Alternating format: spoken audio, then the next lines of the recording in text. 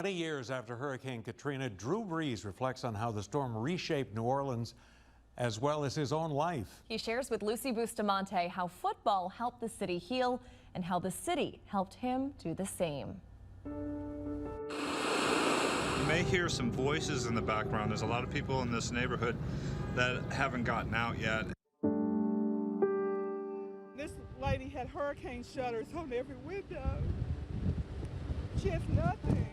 I, like most of the country, was just tuned into the TV, watching what was happening just with disbelief. We have tree damage and some roof damage, but this is unbelievable. Just 4 months after Hurricane Katrina destroyed parts of southeast Louisiana and the Mississippi Gulf Coast. Brees on the blitz, ball knocked loose, standing on the goal line. A young and injured Drew Brees faced his own uphill battle. I was going off to have major surgery, unsure of what my future held, thinking that I may never play football again. In fact, that's what doctors told me.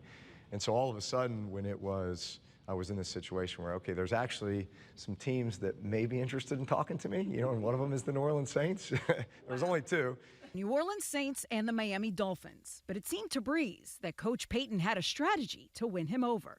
I think they really wanted to try to shield a lot of the devastation from us. They thought it would scare us away, I mean, which most people maybe would.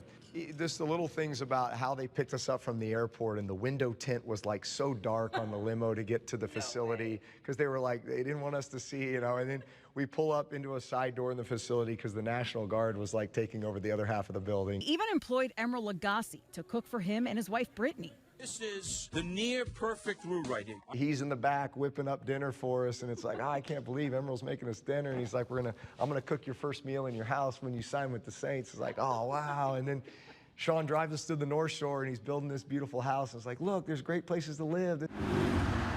And just when Coach Payton was bringing them back to the airport after a great New Orleans trip, Payton accidentally got off the wrong exit on the I-10. You literally got lost in Literally lost in Lakeview and truly see, houses ripped off of foundations, and all of a sudden a tugboat in the middle of the road, we have to turn around. Payton may have thought that he blew it, but for Brees, that was the moment. That was truly the moment where I looked at Brett in the back seat, and it was just like, we belong here. Like, this is God's calling for us. The Brees moved uptown, embraced the city. The neighbors embraced them right back, taking away his nerves of coming in as a quarterback, coming back from surgery. Everyone who came up to Brett and I, it was like, thank you for wanting to be a part of this city. Like, it was nothing about the team. And that spoke volumes as you really began to think about what just being a part of this community means to people. And soon they learned that food was this community's love language. A lot of people bring you kind of housewarming gifts, and maybe it's cookies or brownies or something like that. Not in New Orleans. What did they do? New Orleans, they bring you, we'd have like a vat of jambalaya and red beans and rice and crawfish etouffee. Honestly, you talk about welcoming and really a sense of community. We felt that instantaneously. That love followed him right into the Superdome and peaked on September 25th, 2006, a little over a year after thousands of people sheltered in that stadium. The Saints returned, the crowd unmatched, the mission unforgettable. Every person on that field, biggest moment, biggest game of our lives. And I think we recognized that, but there wasn't a pressure that came along with that. It was a sense of responsibility, but it was also like a source of strength. Like, we truly felt like we had the entire city right there with us. Look out, right through! A kick block by Steve Gleason!